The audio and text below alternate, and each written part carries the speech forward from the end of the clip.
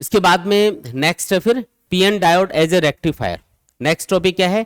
PN junction diode as a rectifier. देखो rectifier एक circuit होता है जिसको हम यूज करते हैं जब हमें एसी को डीसी में कन्वर्ट करना होता है, तब इस सर्किट को यूज किया जाता है। ये जो रेक्टिफायर सर्किट है इसका काम क्या है? एसी को डीसी में कन्वर्ट करने में हेल्प करना। दो तीन सर्किट होते हैं, उनसे फिर एसी पूरे तरीके से डीसी में कन्वर्ट होती है।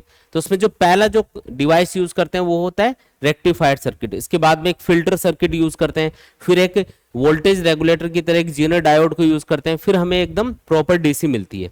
लेकिन अगर मैं रेक्टिफायर को मोटे तौर पे डिफाइन करूं तो इसका काम होता है एसी को डीसी में कन्वर्ट करना एक तरह से, या उसमें हेल्प करना।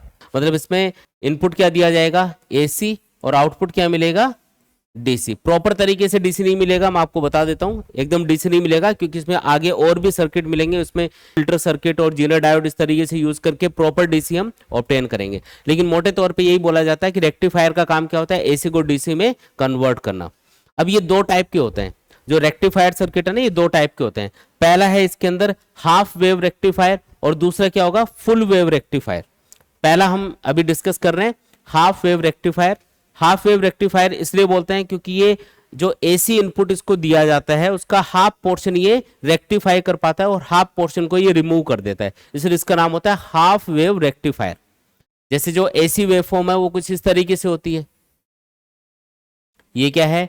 ये इनपुट एसी वोल्टेज है, और जो आउटपुट आपको मिलेगा उसके लिए हम वेवफॉर्म यहाँ पे ड्रॉ करके बताएंगे। इसका पहले एक बार फंक्शन समझ लेते हैं कि ये किस तरीके से काम करेगा, उसके बाद में इसको वेवफॉर्म को ड्रॉ करेंगे। तो ये तो इनपुट वोल्टेज है जो आपने दिया है। यहाँ पे इनपुट वोल्टेज कैसा दिया हमने? एसी इनपुट वोल्टेज दिया है जो कंटिन्यूअसली चेंज हो रहा होगा, ठीक है। अच्छा, यहाँ पे ये क्या चीज कनेक्टेड है? यहाँ पे इसको हम बोलते हैं डायोड। ये जो सर्किट सिंबल है ये डायोड का सर्किट सिंबल होता है, मतलब यहाँ पे हमने एक डायोड कनेक्ट किया है या डायोड यूज किया है। ये यहाँ पे एक लोड रेजिस्टेंस है जिसके अक्रॉस हम आउटपुट वोल्टेज को मेजर करेंगे, ठीक है। और ये क्या चीज है यहाँ पे? ये देख के बताओ, ये क्या चीज कनेक्ट करिए? तो ये होता है ट्रांसफॉर्मर। ये जो सर्किट सिंबल है ये ट्रांसफॉर्मर का सर्किट सिंबल होता है। ये जो डिवाइस यहाँ पे यूज किया जा रहा है ये क्या चीज है? यहाँ पे ट्रांसफॉर्मर। ये क्यों यूज किया? देखो घर पे जो अपने सप्लाई आती है वो 220 वोल्ट के आसपास आती है। अब डायोड या कोई भी सेमीकंडक्टर डिवाइस हो ये तो 5 वोल्ट के आसपास ही काम करेगा। तो 220 वोल्ट अगर डायरेक्टली इसको आपने दे दिया तो ये तो जल के खराब हो जाएगा। फॉरवर्ड बायसिंग कंडीशन में अगर आपने डायोड को, या रिवर्स बायसिंग कंडीशन हो, अगर डायोड को मतलब कि 5-6 वोल्ट से ज्यादा वोल्टेज दे दिया जाता है तो ये जल के खराब हो जाते हैं। तो आपको कम वोल्टेज देना है इसको। आपके घर पे जो सप्लाई आ रही है वो तो 220 वोल्ट आ रही है, तो उसको कम करना पड़ेगा। तो कम करने के लिए फिर हम यहाँ पे एक ट्रांसफॉर्मर यूज करेंगे, तो ये वोल्टेज को कम करने का काम करेगा, इसलिए इसका नाम क्या रखा जाएगा? Step down transformer. कौन सा ट्रांसफॉर्मर यूज करेंगे?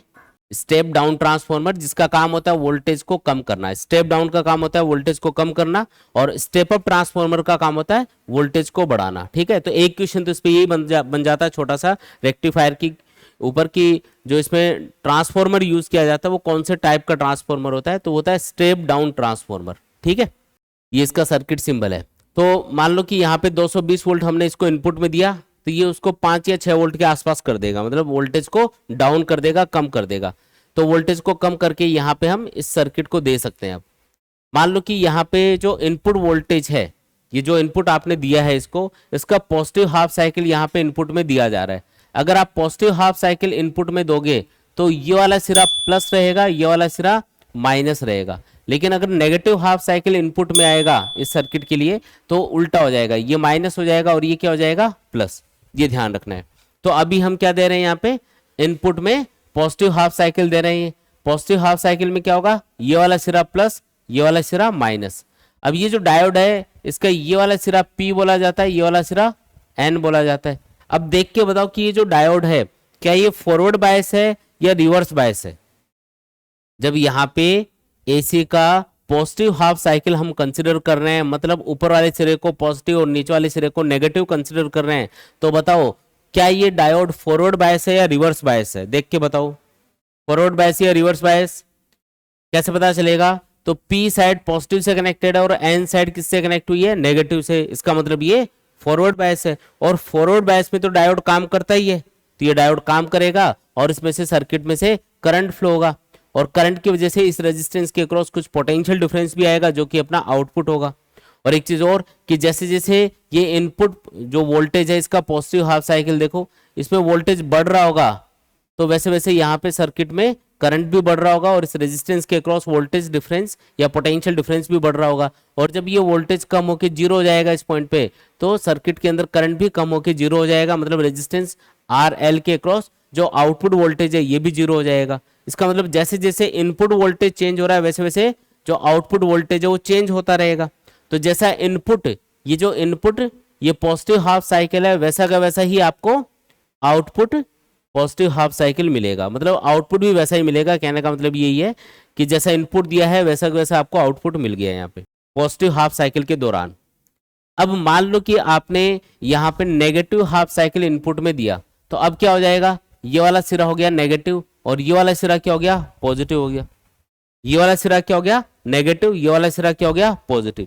अगर ये नेगेटिव है ये पॉजिटिव है तो क्या होगा, अगर ये नेगेटिव और ये पॉजिटिव है तो अब ये जो डायोड है इसको देखो, पी नेगेटिव से कनेक्ट हो गया ना और एन किससे कनेक्ट हो गया, पॉजिटिव से, तो ये तो रिवर्स बायस हो गया। और रिवर्स बायस कंडीशन में क्या डायोड से करंट फ्लो होता है, नहीं जी, इसमें से करंट फ्लो नहीं होगा। इसका मतलब डायोड काम करेगा ही नहीं, ये करंट को फ्लो ही नहीं होने देगा सर्किट में, और करंट फ्लो नहीं होगा तो इस रेजिस्टेंस के अक्रॉस जो पोटेंशियल डिफरेंस है वो क्या रहेगा, जीरो। इसका मतलब आउटपुट जीरो मिलेगा आपको। तो इसको हम ग्राफ के अंदर इस तरीके से दिखाएंगे, जीरो वाली लाइन ये है। फिर वापस पॉजिटिव हाफ साइकिल आ जाएगा क्योंकि एसी में पॉजिटिव और नेगेटिव हाफ साइकिल ये बार बार रिपीट होते रहते हैं। तो जैसे ही पॉजिटिव हाफ साइकिल आएगा वापस से डायोड क्या हो जाएगा, फॉरवर्ड बायस। फॉरवर्ड बायस में ये आउटपुट देगा, तो जैसा इनपुट दिया है वैसे ही आउटपुट आपको मिल जाएगा। फिर नेगेटिव हाफ साइकिल आएगा, ये वापस उसको उड़ा देगा। तो आप देख रहे हो कि जो आउटपुट है उसमें सिर्फ पॉजिटिव हाफ साइकिल ही आपको देखने को मिलेगा, ये नेगेटिव हाफ साइकिल को कंप्लीटली रिमूव करता जा रहा है। कौन से वाले पोर्शन को रिमूव कर देगा, नेगेटिव वाले पोर्शन को रिमूव कर देगा।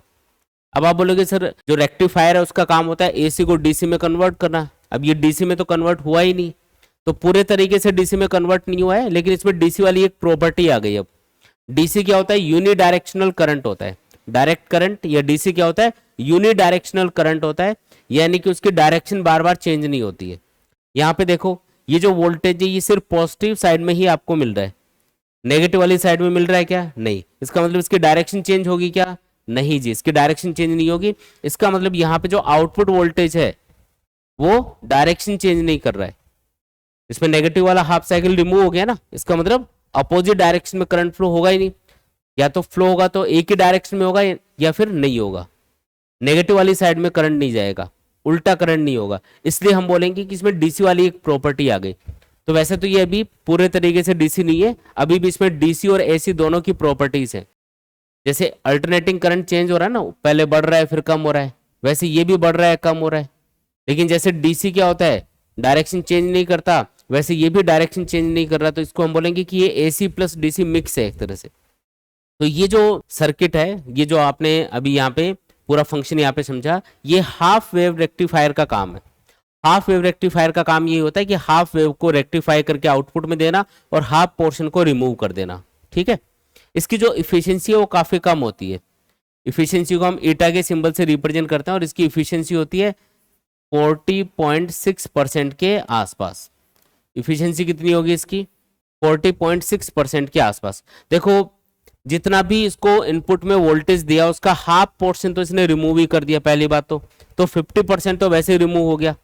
50% इफिशियंसी तो वैसे ही कम हो गई क्योंकि आधा ही आउटपुट दे पा रहा है ये, जितना भी इसको इनपुट वोल्टेज दोगे उसका आधा ही दे पाएगा, आधा पोर्शन तो रिमूव कर देगा ये, वो आउटपुट में मिलेगा ही नहीं हमको।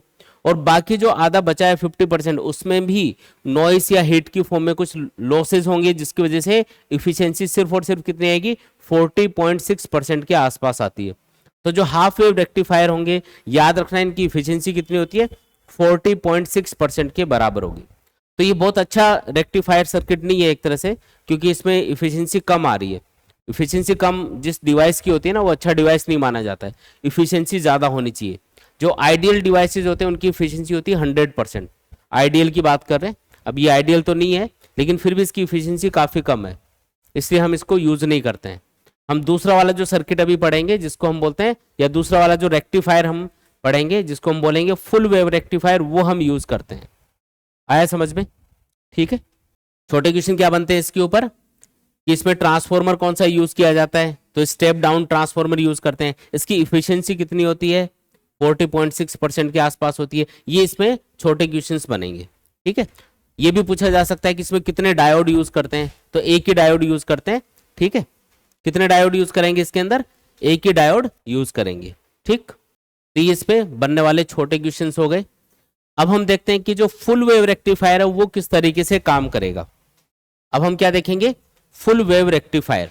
जो फुल वेव रेक्टिफायर है, देखो उसमें दो डायोड यूज करते हैं। ये जो सर्किट सिंबल यहाँ पे दिखा रखा है, ये किसका सर्किट सिंबल है, डायोड का। ये है डायोड D1, ये है डायोड D2। फिर यहाँ पे एक रेजिस्टेंस लगा रखा है जिसको हम बोलते हैं लोड रेजिस्टेंस, जिसका काम होता है आउटपुट वोल्टेज देना या आउटपुट देना एक तरह से। यहाँ पे ये क्या चीज लगी हुई है, ये वही स्टेप डाउन ट्रांसफॉर्मर है, लेकिन ये थोड़ा सा डिफरेंट टाइप का स्टेप डाउन ट्रांसफॉर्मर है। क्या डिफरेंट है इसके अंदर, इसमें देखो ये जो इसको हम बोलते हैं प्राइमरी कॉइल, ये है इसके अंदर सेकेंडरी कॉइल। ये जो सेकेंडरी कॉइल है इसके बीच में एक टर्मिनल कनेक्ट करके हमने बाहर निकाला हुआ है, तो इसको हम बोलते हैं सेंटर टेप ट्रांसफॉर्मर है। तो ये स्टेप डाउन टाइप का ही, कौन सा है, स्टेप डाउन ट्रांसफॉर्मर ही है, लेकिन कौन सा टाइप का है, centre tap step down transformer. ठीक है, और इसमें दो डायोड यूज की जा रही है। फिर यहाँ पे बाकी जो मेन जो काम है वो तो वैसे ही है, जैसे इनपुट में हम इसको एक हाई वोल्टेज देंगे 220 वोल्ट जो अपने घर पे सप्लाई आती है। फिर ये जो ट्रांसफॉर्मर है ये क्या करेगा, उसको लो वोल्टेज में कन्वर्ट करेगा। लो वोल्टेज में कन्वर्ट होगा तो यहाँ पे हमको जो आउटपुट है इस ट्रांसफॉर्मर का, वहां पे हमको लो वोल्टेज मिल रहा होगा। ये वोल्टेज करीब करीब 5-6 वोल्ट के आसपास होगा। तो ये काम कौन कर रहा है, वोल्टेज को कम करने का ये centre tap step down transformer ये काम कर रहा है। ठीक है, अब मान लो यहाँ पे ये जो स्टेप डाउन ट्रांसफॉर्मर है इसने क्या किया, 220 वोल्ट को जो इनपुट दिया था हमने उसको कम कर दिया यहाँ पे। ठीक है, यहाँ पे कम कर दिया। अब यहाँ पे ये है इनपुट वेवफॉर्म, ये इनपुट वोल्टेज यहाँ पे दिखा रहे हैं हम लोग, ये पॉजिटिव हाफ साइकिल है, ये नेगेटिव फिर पॉजिटिव, और यहाँ पे आउटपुट वोल्टेज मिलेगा जो हम इस वाले पोर्शन में नीचे वाले ग्राफ में ड्रॉ करेंगे। सबसे पहले क्या करना है, यहाँ पे पॉजिटिव हाफ साइकिल कंसीडर करना है। इसकी वर्किंग बता रहा हूँ कैसे काम करेगा। सबसे पहले पॉजिटिव हाफ साइकिल यहाँ पे इनपुट में जाएगा, तो ये वाला सिरा हो जाएगा पॉजिटिव और ये वाला सिरा हो जाएगा नेगेटिव। ये वाला सिरा क्या हो गया पॉजिटिव, ये वाला सिरा क्या हो गया नेगेटिव हो गया। ठीक है, अब ध्यान से देख के बताओ कि कौन सा डायोड यहाँ पे फॉरवर्ड बायस है और कौन सा डायोड यहाँ पे रिवर्स बायस है। डायोड के लिए ये वाला साइड P होगा, ये N होगा, इसमें भी ये P होगा और ये होगा N। तो देख के बताओ कौन सा डायोड यहाँ पे फॉरवर्ड बायस है, कौन सा रिवर्स बायस है, या दोनों ही फॉरवर्ड बायस है या दोनों ही रिवर्स बायस है। देख के बताओ कैसे चेक करना है। P अगर पॉजिटिव से कनेक्ट हो गया तो वो फॉरवर्ड बायस है, अगर P नेगेटिव से कनेक्ट हो गया तो रिवर्स बायस है। डायोड D1 को देखो, इसका P पॉजिटिव से कनेक्टेड है, और डायोड D2 को देखो, इसका P नेगेटिव से कनेक्टेड है। इसका मतलब ये तो हो गया रिवर्स बायस और ये हो गया फॉरवर्ड बायस। तो अभी ये क्या है, रिवर्स बायस है, और ये क्या है फॉरवर्ड बायस है। कौन सा, ऊपर वाला डायोड। ठीक है, तो ये तो है फॉरवर्ड बायस और ये क्या है यहाँ पे रिवर्स बायस है। इतनी बात क्लियर है क्या। ठीक, अब ये वाला डायोड तो काम करेगा क्योंकि फॉरवर्ड बायस कंडीशन में डायोड में से करंट फ्लो होता है, तो इसमें कोई दिक्कत नहीं है। और किधर से किधर करंट फ्लो होगा, P से N की तरफ जाएगा, ऐसे करंट ऐसे घूम के वापस आएगा। नीचे क्यों नहीं जा रहा, क्योंकि ये वाला डायोड क्या है रिवर्स बायस, और रिवर्स बायस कंडीशन में डायोड में से करंट फ्लो नहीं होता, इसलिए नीचे वाला जो ये सर्किट है इसमें करंट नहीं जाएगा। तो करंट इधर से आएगा, इधर से होता हुआ इधर जाएगा, फिर इधर से होता हुआ इधर, और इधर से होता हुआ वापस इधर आ जाएगा। तो ये करंट की डायरेक्शन रहेगी। ठीक है, तो आउटपुट आपको मिलेगा इस ये जो लोड रेजिस्टेंस है इसके क्रॉस, और जैसा इनपुट दे रहे हैं वैसा ही आउटपुट मिलेगा। तो ये वेवफॉर्म यहाँ पे मैं ड्रॉ कर देता हूँ। कौन सा डायोड काम कर रहा है, अभी डायोड D1 काम कर रहा है। ठीक है, अब मान लो कि यहाँ पे जो इनपुट वोल्टेज है उसका नेगेटिव हाफ साइकिल इनपुट में आया, तो ये वाला सिरा क्या हो जाएगा नेगेटिव, और ये वाला सिरा क्या हो जाएगा पॉजिटिव। पोलैरिटी रिवर्स हो जाएगी। अब ये नेगेटिव हो गया, ये प्लस हो गया, है ना। अच्छा, ये नेगेटिव है तो इस डायोड को देखो, इसका P अब नेगेटिव से कनेक्ट हो गया, तो ये क्या हो गया, अब ये हो गया रिवर्स बायस। क्या हो गया, ये रिवर्स बायस।